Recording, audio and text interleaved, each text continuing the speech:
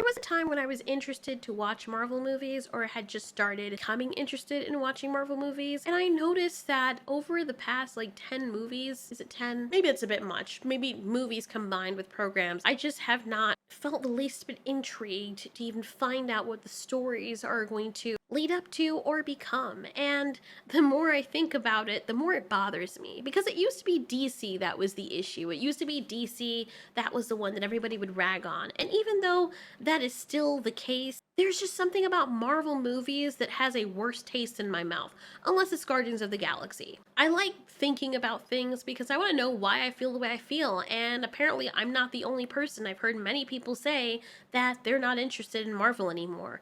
It could be that they're all burnt out on superheroes. Or it could be that something has altered in the MCU, which has abruptly severed the ties of relatability with their audience. I don't think it's just one thing. There's a whole bunch of moving pieces, and when things usually happen, they don't happen abruptly. It usually happens very gradually. Like if your relationship is ebbing cold with your friend or your SO, it is usually a gradual situation. It's not something that just pops out. So here are the things, or at least a list of things that I speculate are the reasons, if you culminate them, as to why people are kind of disengaging from these movies, even though technically they're still making bank. Maybe not as much as they want, but enough to encourage them to keep on going in the direction in which they're going. By the way, this is popcorn and play, so stick around as we just chill out and talk about movies, entertainment, drama, whatever else. So here are the list of reasons.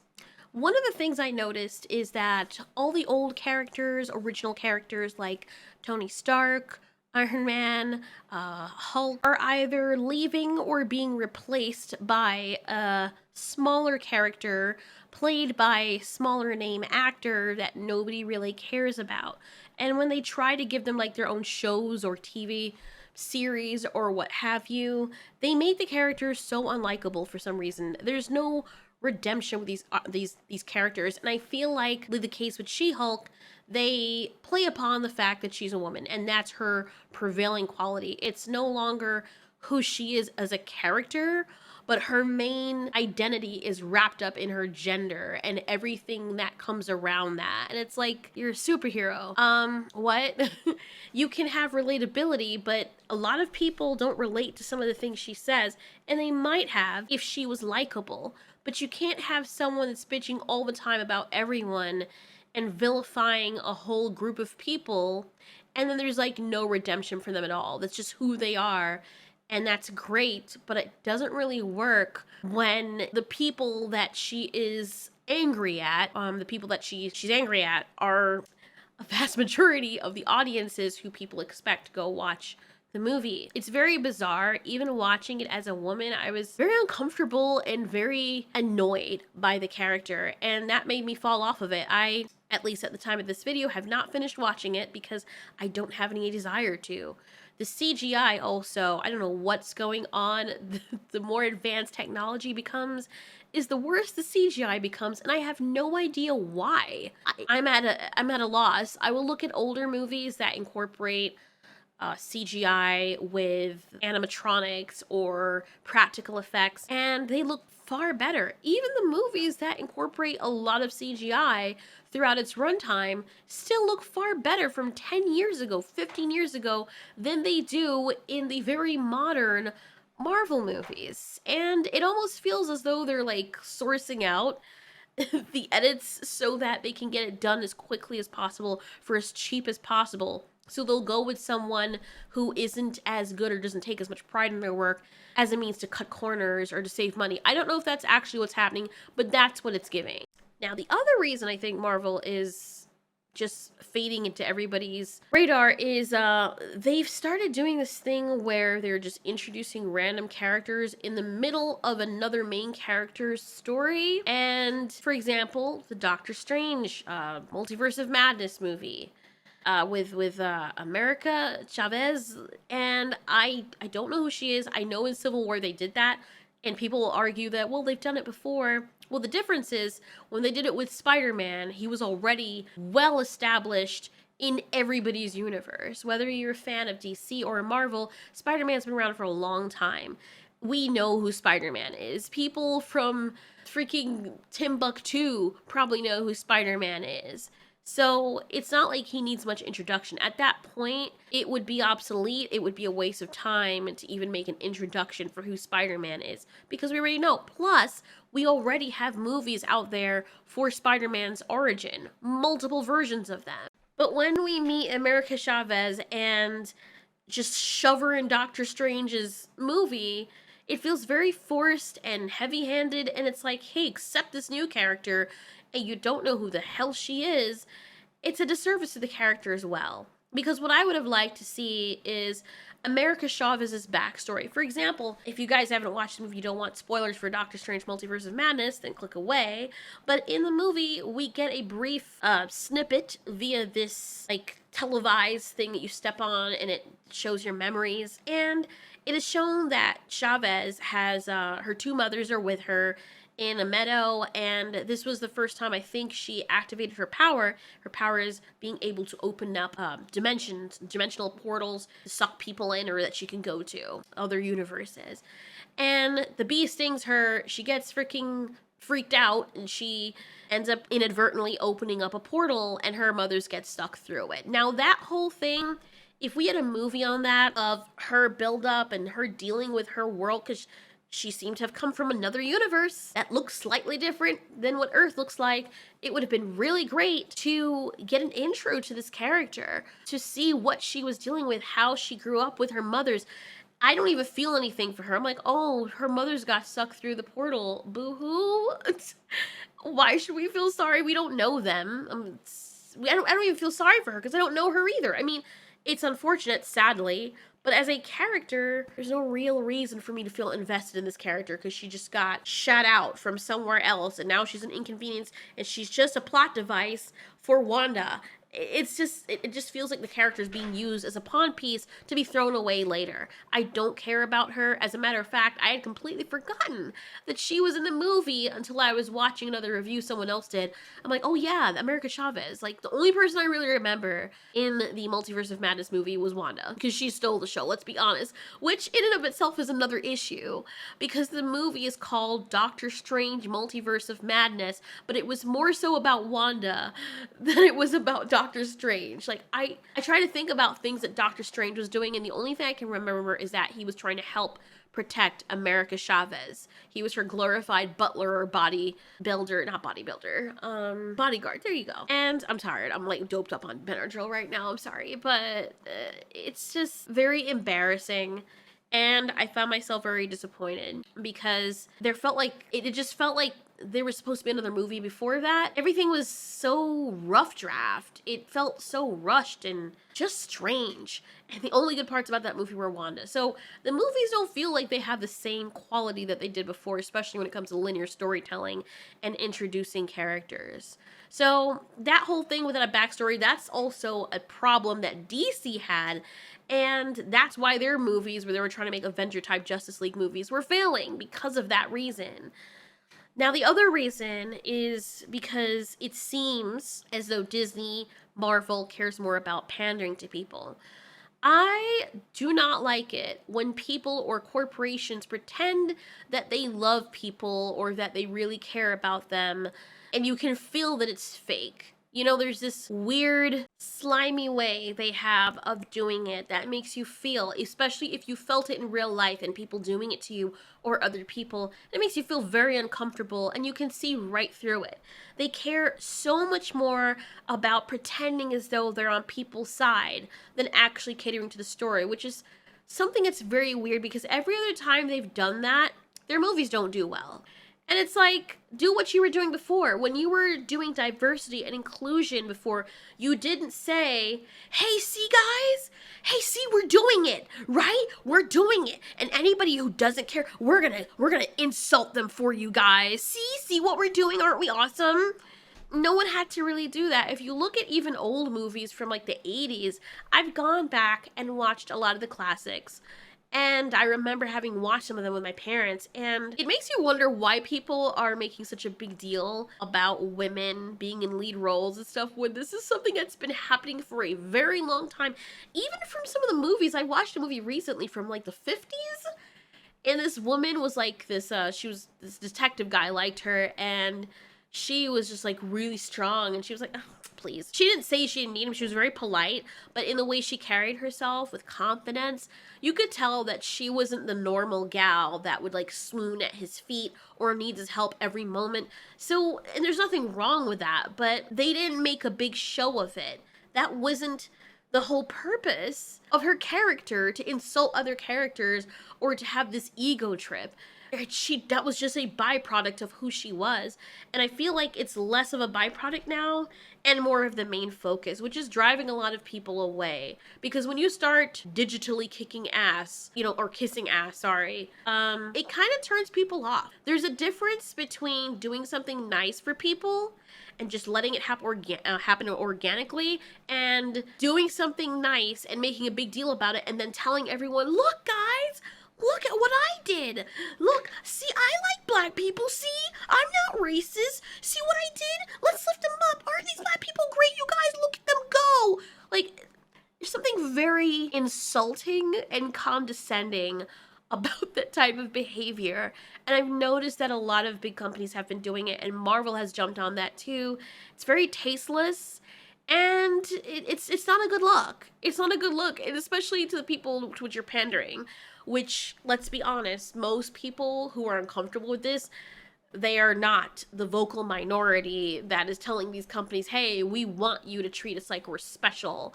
Most people don't think like that. Most people don't feel like that. So that's something I feel like is a step in the wrong direction, and they keep on stepping in that wrong direction. And it's like they're not even making the connection at all, while the fans are making the connection. The other thing on the list is they care more about the money and less about the story. What they think is going to make them money is just, I really don't even understand, because when you're trying to make money and you see that it's not doing as well as before, but you're still doing it, do you really care about the money? It's just very confusing. I think the investors and the studio execs are butting heads, or there's some kind of problem with communication, because it's possibly investors or people who are helping fund this. I don't even know how it works, because it doesn't make any sense to me. If Marvel is fine and they don't need people advertising or whatever, and they're just doing everything within their own little ecosystem, then why would you not see this happening and quit going in that direction that's losing you more money? Or are they not making the connection that it's losing them more money? I don't know. The other thing, speaking of money, is maybe they can afford to do what they're doing because they don't have to work as hard. There's no real competition.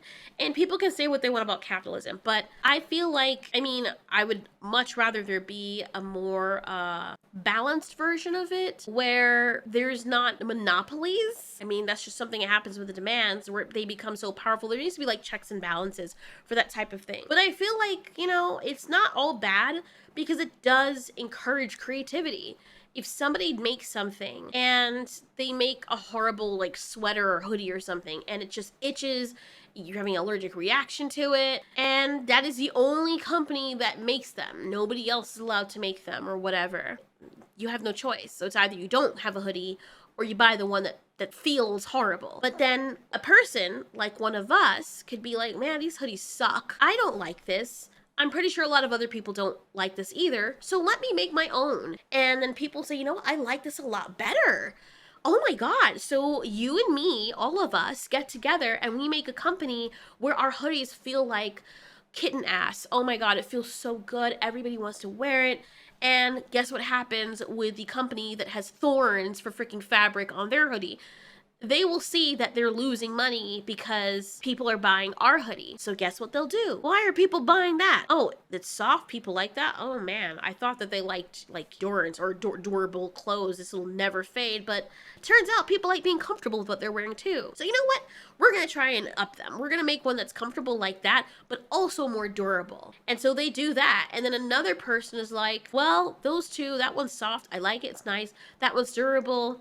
But they only have it in these colors and only have it using this fabric. There's some people who are allergic to this. Let's make another fabric. And then before you know it, dozens of companies come up, and now there's so much to choose from. Us being competitive as humans, it gives us the motivation to want to be more creative. You see something that someone else does and you're inspired to make it better or just put your own spin on it. But when there's only one thing and nobody's allowed to do, or no one's given an incentive or a prize or profit from being creative, no one's going to be creative. And that's kind of what happens with these big companies when there's no competition left and the only other competition they have is just as bad as they are. And it's like, well, why do I have to try? Where else are you gonna get your superhero stuff, huh? And that's why I'm glad when stuff like The Boys and Invincible come along and all these webtoon stories that are coming up, because now it gives us, we can say, you know what, screw you. We don't have to watch this because it's just going on. We can watch these. And they'll see that these companies that are like Amazon and the others that are making these other superhero stuff, they'll see that's what people want to see. Notice how in Multiverse of Madness, we saw a bit more blood than we ordinarily would see in MCU movies. I've noticed over time, you're seeing a bit more of that. I mean, it's not like blood was particularly a bad thing, but it was very kidified before. So when we got that scene with that guy when Wanda made him lose his mouth and he blew up himself, like that was actually pretty, yeah.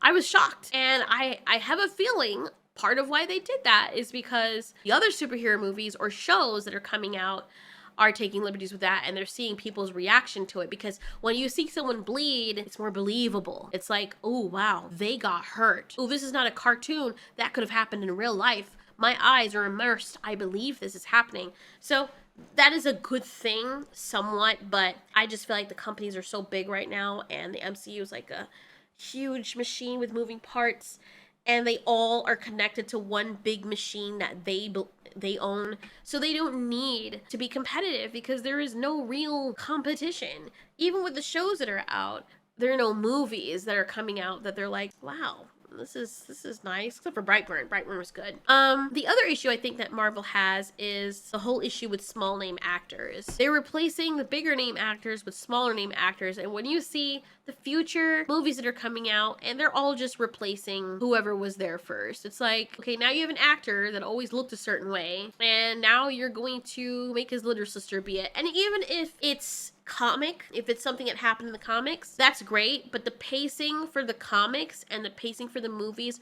are two different things. Two different things. You can read comics, and I've not read like the Black Panther comics or Spider-Man comics. I've read like graphic novels and stuff, but one thing I can say from the bit of manga and graphic novels that I did read and webtoons that I did read, there is a nice even pace where you get to know the characters, they have an arc, they complete the arc has set up another arc with other characters, but original characters as well. It's not just this obvious passing of the baton. It feels like a cohesive story. It doesn't feel like anyone is passing the baton to anyone. It just feels like it's happening naturally. And I do like that. But with the movies, they've just started making the movies a bit longer, and they're cramming a whole bunch of stuff in there to move it along. And I get it because they're trying to, I don't even know what they're trying to do, but it's starting to feel very rushed. The past few movies I watched just felt very rushed. I mean, The Eternals was nice, but it felt like it was supposed to be multiple movies. There was way too much going on in there, and they shoved it all into one big movie. And even though I don't think it was a horrible movie, I do believe it was very lackluster and felt as though it were incomplete.